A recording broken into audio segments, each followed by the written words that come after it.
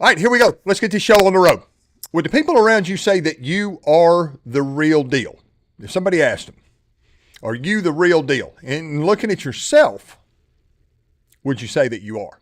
Or at least striving to be the real deal? In today's session, we're going to talk about an idea called masculine AI. Think about what that means today. The whole concept of AI, right? It's everywhere. You can't turn anything on without people either being terrified of it or people being enthralled with it, because it is kind of where we're going as a society. Artificial intelligence. So what does this mean when we talk about masculine AI? In masculine AI, the AI does not stand for anything artificial. It is something completely different. The AI stands for authentic identity. If you'll stick with me for the next few minutes, I'm going to discuss the masculine word for the day. The word is authentic and what it truly means to be authentic. Welcome to Masculine, the Core, and the Man in the Arena podcast. My name is Mark Mascola. I'll be with you for the next few minutes here. I'm really grateful that you're here. Now, it doesn't matter whether you're listening to this, watching it in a video form, or listening to it in a podcast form. Just listen to the audio. I'm grateful to be here. I'm grateful you are here as well. This is the first session of a series that I created called The Masculine Word for the Day. And like I talk about all the time, live your life beginning with the end in mind. That begins with having a purpose for doing everything. The purpose of this series is to introduce and discuss a word that is a characteristic of men who are on a quest to become more God-centered and fulfillment-driven. We're going to talk about words. We're going to talk about their meanings. We're going to talk about their application, again, on the quest to become more God-centered and fulfillment-driven. Because the word quest, it just means to be on an arduous journey. We as men, this being a man thing is hard. Being a successful husband and father and businessman in our world today is hard. Being God-centered and fulfillment-driven is really, really a quest, an arduous journey, because there is an enemy. And his number one goal is to, number one, keep you from discovering who you are, and number two, you finding the purpose for your life. If you're new to Masculine to the Core and the Man in the Arena podcast, be sure and subscribe so you can be alerted to the next session in this series.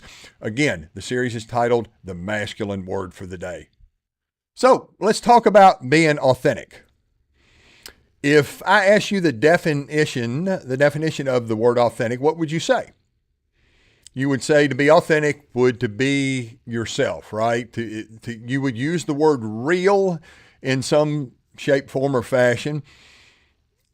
So how many men would you say that are in your core circle of men? Not just your casual acquaintances, but how many men in your core circle? Somebody that you could pick the phone up and call at any time of the day or night, and if your ass was in a bind, they would say, man, I'm all in. What do you need me to do? How many men would you say are the real deal? How many of those men would say the same thing about you? I discovered several decades ago the power in the language that we use, the power in words, the language that we use, number one, to, and about ourselves. So let's talk about the definition of the word authentic. It's not about being real. It's not about being your true self. That will come later. But the definition of the word authentic: of undisputed origin. Of undisputed origin. That means it's not up for debate, right? And it means understanding where you came from. The word origin, right? Where you came from, where something was created, where something arises. Now, this could mean lots of things for each of us, right? Where you were born, the city you grew up in, your family of origin. There's lots of answers when you start thinking about the definition, again, of the word authentic, of undisputed origin. Now, one of the biggest issues in our world today is that the character of most men is built on a false ego. And the word ego, you hear that word, he has a big ego. The word ego is not a bad word. It just means how a man identifies himself. And let me go ahead and put both hands in the air. There was a time in my life where my ego was built on my stuff, right? What I drove, the house I lived in on the golf course, the possessions I had, etc., etc., etc. My identity was based on my possessions.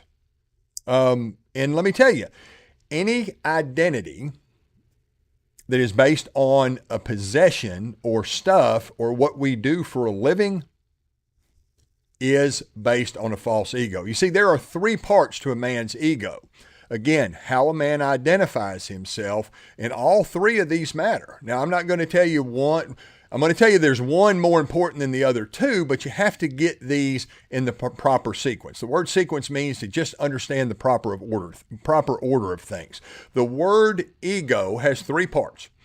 There's the personal ego, right? The way we identify ourselves and our families, our marriages, our fatherhood, truly who we are personally. Then there is our professional ego, what we do for a living, how we identify ourselves professionally. And then there's the most important one, our spiritual ego. How do we define ourselves spiritually? And if you spend your life, and again, let me put both hands in the air. If you spend your life on a quest for your personal ego and your professional ego without putting your spiritual ego, your spiritual identity in front of or at the center of the other two, that's what I talk about when I say being God-centered. Your spiritual ego, your identity in who you are spiritually at the center of your personal ego, your professional ego, it needs to be at the center of every area of your life. Now listen, there's nothing wrong with having stuff, right? Having a desire for more stuff. One of the characteristics we're going to talk about coming up here soon is about being creative, right? You were created in the image and the likeness of God. His number one characteristic is I'm going to go ahead and let the cat out of the bag, is about being creative. So one of the upcoming sessions will be on that word. But there's nothing wrong with stuff. I want more stuff. There is nothing wrong with having a great career that provides you and your family an opportunity to enjoy the life that you bust your ass to create, right?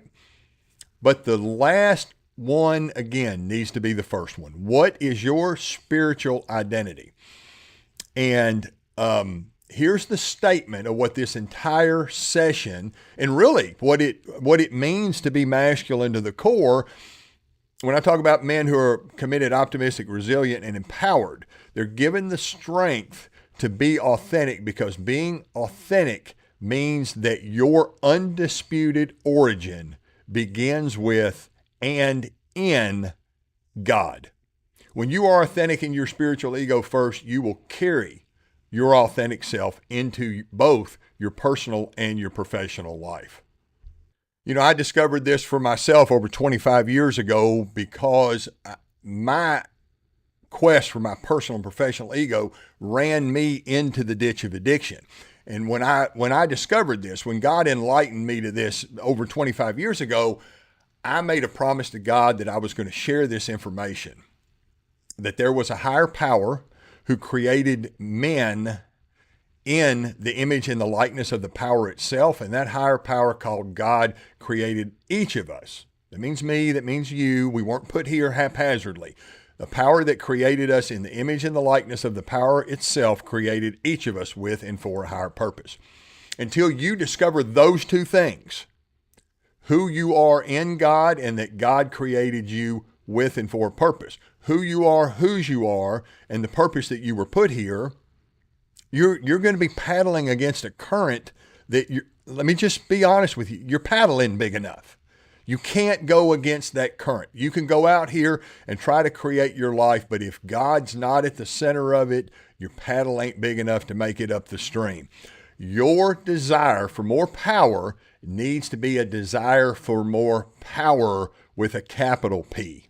That is when I talk about your authentic, being authentic, and your undisputed origin needs to be you understanding the image and the likeness of the power you were created in, and that you were created in and for a purpose.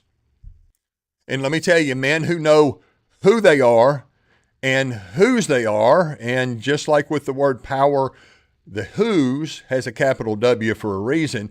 Men who know who they are and whose they are, they're happier, they're more resilient, they enjoy passionate, intimate relationships. And that means both in your love life with your marriage and the word intimate freaks men out. It just means closeness, right? You have intimate personal and intimate professional relationships as well.